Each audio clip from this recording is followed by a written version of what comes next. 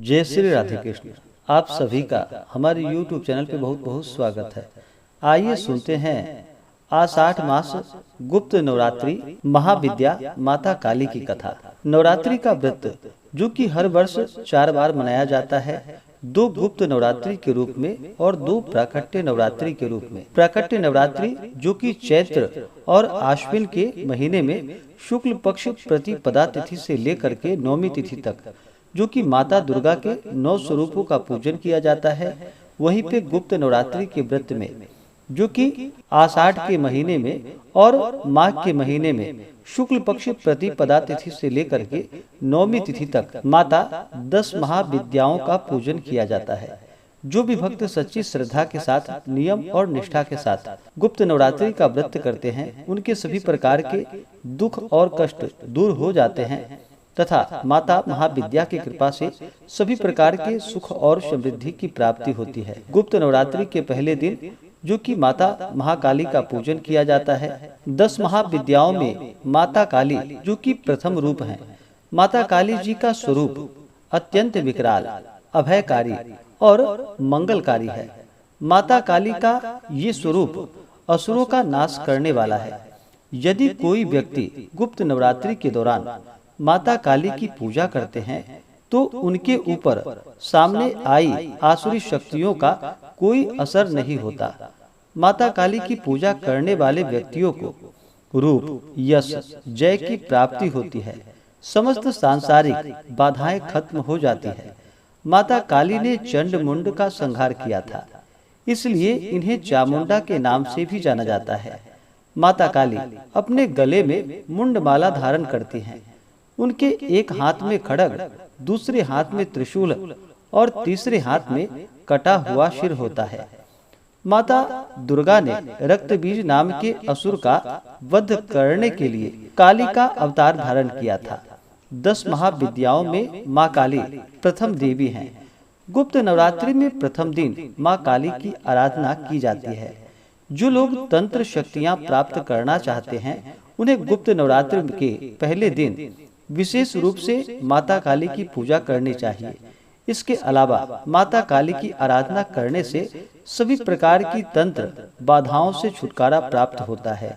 जो लोग अपने शत्रुओं से बहुत परेशान होते हैं और उन्हें गुप्त नवरात्रि में माता काली की आराधना अवश्य ही करनी चाहिए। ऐसा करने से शत्रु से मुक्ति मिलती है।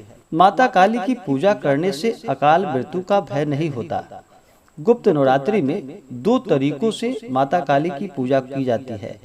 जो लोग तांत्रिक विद्या हासिल करना चाहते हैं, वह लोग इस दिन माता काली की तंत्र विद्या द्वारा उपासना करते हैं और कुछ लोग गुप्त नवरात्रि के प्रथम दिन सामान्य तरीकों से माता काली की आराधना करते हैं, जिससे उनके जीवन के सभी प्रकार के संकट दूर हो जाते हैं।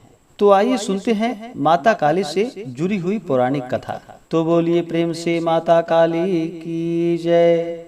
पौराणिक कथा के अनुसार एक बार दारुक नाम के राक्षस ने ब्रह्मा जी को प्रसन्न करके उनसे वरदान प्राप्त कर देवताओं और ब्राह्मणों को प्रताड़ित करना शुरू कर दिया और स्वर्गलोक पर कब्जा कर लिया। जिसके बाद सभी देवता भगवान विष्णु और ब्रह्मा जी के पास गए। ब्रह्मा जी ने सभी देवताओं को बताया कि इस दुष्ट का संहार एक स्त्री ही कर सकती है। जिसके बाद सभी देवता भगवान शिव के पास गए और उन्होंने भगवान शिव को सभी बात बतलाई। जिसके बाद भगवान शिव ने माता पार्वती की ओर देखा। माता पार्वती इस पर मुस्कुराई और अपना एक अंश भगवान शिव में प्रवाहित कर दिया। जिसके बाद भगवान शिव के कंठ से उस अंश ने अपना आकार धारण किया। जिसके बाद भगवान शिव ने अपना तीसरा नेत्र खोल दिया। उनके इस नेत्र से विकराल रूप वाली माँ काली उत्पन्न हुई। माता काली के ललाट में तीसरा नेत्र और चंद्र रेखा थी। माँ काली के भयंकर व विशाल स्वरूप को देखकर देवता व सिद्ध लोग भागने लगे। जिसके बाद माँ काली का दारुक और उसकी सेना के साथ भयंकर युद्ध हुआ।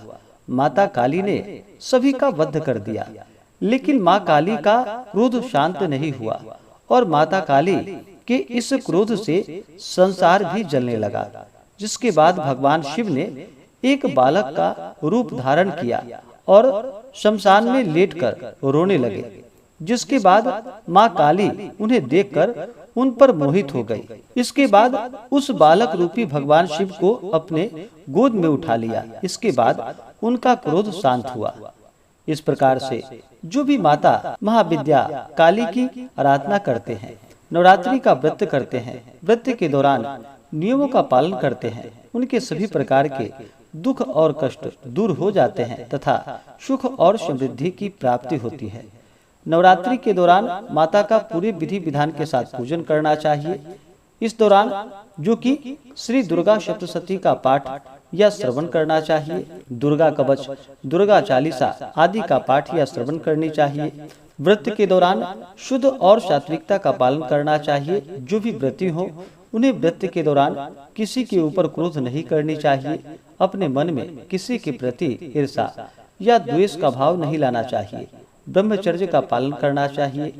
तामसिक वस्तुओं का प्रयोग बिल्कुल भी नहीं करना चाहिए और पूर्ण श्रद्धा भक्ति भाव के साथ पूरे विधि विधान के साथ माता का पूजन करना चाहिए।